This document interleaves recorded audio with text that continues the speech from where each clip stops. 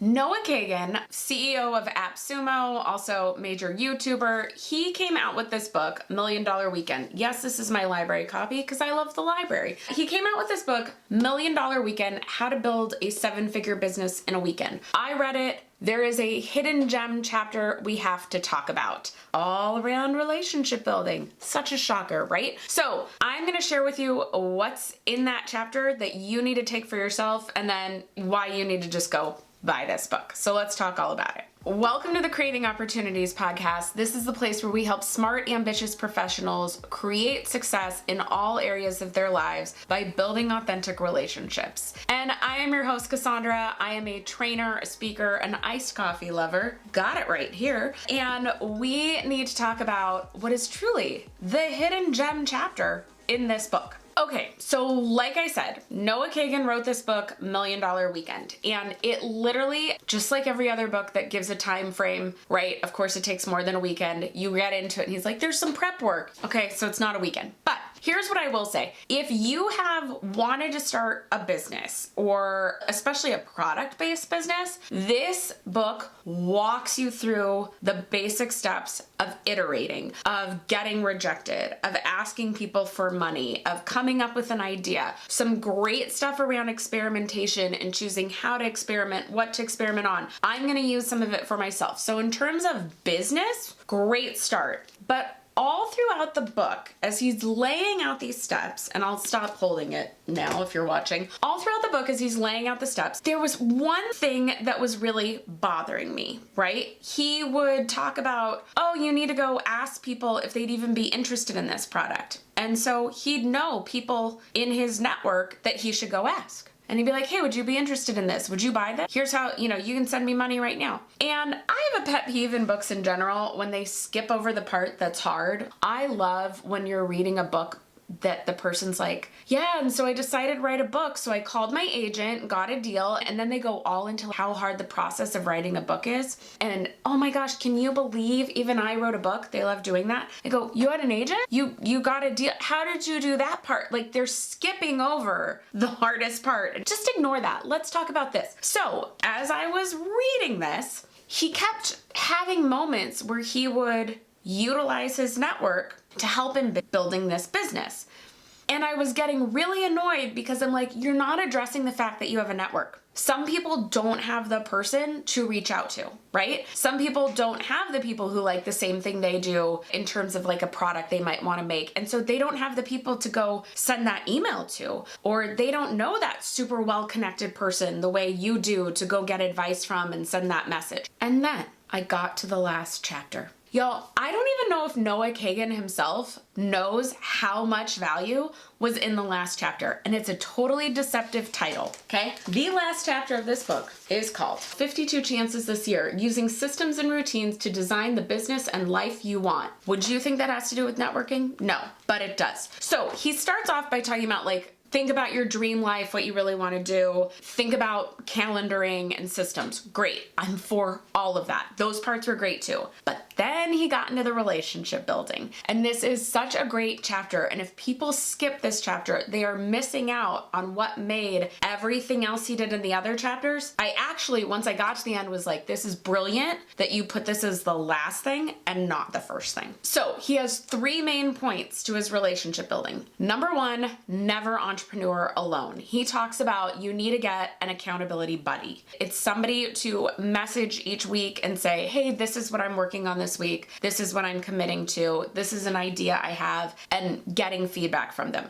Great place to start. Okay, so then the next one I was super excited about because it is something that I have noticed myself, but I've never heard anyone talk about it. And he calls this targeting pre-fluencers. So these are the people who haven't hit yet, but they look like they're going to in the near future. How do you start to get to know them? This is being specific with your network. Who is it you want to start talking to? And he talks about how, oh, I knew Tim Ferriss before he was Tim Ferriss. I knew Ramit Sethi before he was Ramit Sethi. And I'm like, well, great. You also lived in Silicon Valley and you knew these. Not all of us have this. How do you find these people, right? But I have to say, I have seen this for myself. It's hard to do, and he gives steps, and we're gonna get those in a second. In television, people would be in Second City or in Upright Citizens Brigade, UCB, and they would work together and they would collaborate together, and then somebody would get a writing job. And then when a new position opened, they got one of their friends a job, right? Because they already knew what they were doing. They already knew they had the chops. Now they could get the opportunity, right? It is literally all that I talk about of success is when preparation meets opportunity. You were prepped and you knew each other, and now there's the opportunity. So I've also seen this in the online space. I think one thing, if you're an online business owner or an entrepreneur who follows a lot of the people who talk about business online, you can get really wrapped up in like, oh, I want to be friends with that person. Oh, I want to know that person who's up here who I learn from, right? Those people already have their circle. They already have the rising tide lifts all ships, group of ships that are all being lifted together. You can see this. If you go look at Jasmine Star has Amy Porterfield and has Lindsay Schwartz and the Lori Harder, right? And Jen Gottlieb, they all rise together. Great. That's amazing for them, not knocking it. But I think what a lot of us do is we look at them and we go, oh, I want to be in that group. What can I do to be successful enough to be in that group? We need to stop that. That's why I love what Noah's talking about here. He's saying, don't look to those people.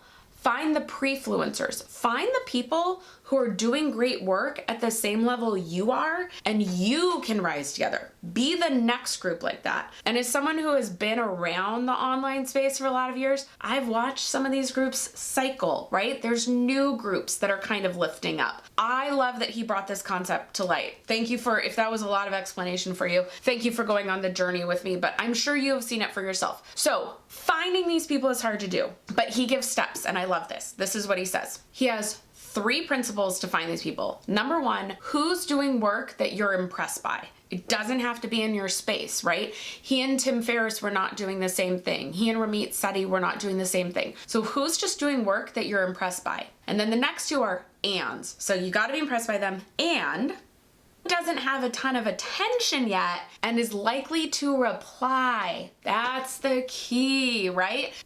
Again, if we're gonna talk in the online marketing space, the Jasmine Stars, the Amy Porterfields, they don't have the time to reply. And then the third thing, and what can you do to help this person? Now that's what he said. We're gonna talk about that because I think it's really interesting. He said these 3 things, but then he gave an example of the email he would send to someone or like the LinkedIn message he would send to someone to get their attention and hope they reply. And in it, he did not offer help, which goes to what I have talked about before. You don't know what they need yet. So while he wants you thinking about like, how can I help this person? We don't do it on the initial email. The email example he gives is telling somebody just like, hey, I've seen your work and I really like what you're doing. Keep it up. So that goes to what I say of just care first, give them a compliment, tell them you like what they're up to. Then hopefully they'll reply and you can start a conversation. In all honesty, I would probably swap and what can I do to help this person with and what can I do to care about this person. And again, to learn ways to care about them, go listen to that Stop Giving Value episode. So one last thing on this point about finding these pre-fluencers, sometimes if we're really honest, we see what other people are doing, and if we're impressed by them, we can get intimidated, or we start comparing ourselves and going, oh, look what they're doing. I'm not doing that. This happened just the other day on LinkedIn. I, of course, am very into talking about connection, this loneliness epidemic, etc. But I haven't been able to like chat on those things recently. Saw somebody else go, hey, I really decided I'm gonna work on this loneliness epidemic and find solutions. And instead of going, oh, that's so cool, this is someone I could collaborate with, I went, oh, they're already doing it. No, this is somebody I could work together with. I could say, hey, me too. Hey, you, me too. Let's work on this. So I think sometimes the first step after being impressed by somebody is getting over our own barriers of going, I'm intimidated, or oh, somebody's already doing it, or I'm not as good as them. Get over the comparison and just realize this could be a great collaborator and move forward from there. Okay, so relationship building. We are finding an accountability buddy. We are targeting pre-fluencers. The third thing is create a VIP network of referrals. Easier said than done. but I love his tips on this. So he shares the story of someone he met when they first moved to San Francisco, and this guy essentially met 5 people every day. Now, you might not be in a position to meet 5 new people every day.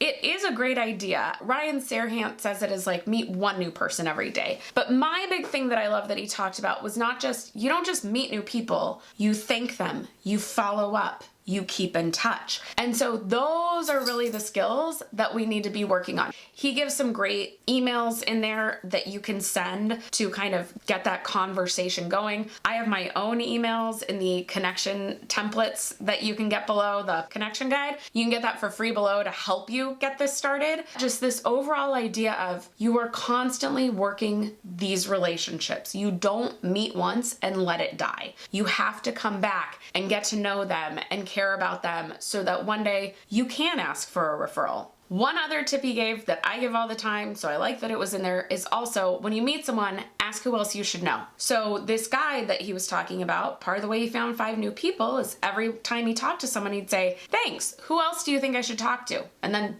they'd send a referral to somebody else for him to speak to. So you just need to keep that cycle going. Now, another thing with this is you need to track those people. I talked about this last week in my Summer of Connection episode, but tracking is sometimes hard. Like once we've gotten through a call with someone, we don't want to sit there and put their name in, etc. Or you don't want to pay for super expensive CRM when not everyone is a sales lead. Some people are just people you're trying to get to know as part of your circle, but you still need to connect with them, right? That is where Folk comes in. So Folk, F-O-L-K, is the CRM that I have started using. It is super simple. There's even a plugin that when you find someone on LinkedIn, you can click add to Folk. When you're on Instagram and somebody message you, you can put add to Folk. It's amazing. If you want help tracking, you're gonna want to check out Folk. It's in the description box. It's in the show notes. It's what I'm using to keep track of all my connections and keep in touch. And so I highly recommend it because it is the CRM that, yes, it has pipelines, but it's also literally built for just straight up relationship building. If you're a job seeker, they have a job seeker template. So if you're gonna build this network of referrals, you have to hold on to them somewhere, right? And so this is the option that I've been using. So those are the 3 relationship pieces at the end of $1 Million Weekend that I think we can all take and start using. If you are interested in learning more about how to build a business fast, I do think this book is a great step-by-step primer. Let me know in the comments, based off the 3 things, which are you going to work on first? Are you going to find an accountability buddy? Are you going to start looking for pre-fluencers, those people you can all help each other? Or are you going to start building your network of referrals? I would love to hear from you in the comments. That's it for this week. If you haven't watched that video on why you need to stop giving value, you can go watch that one over here, and I'll see you next week.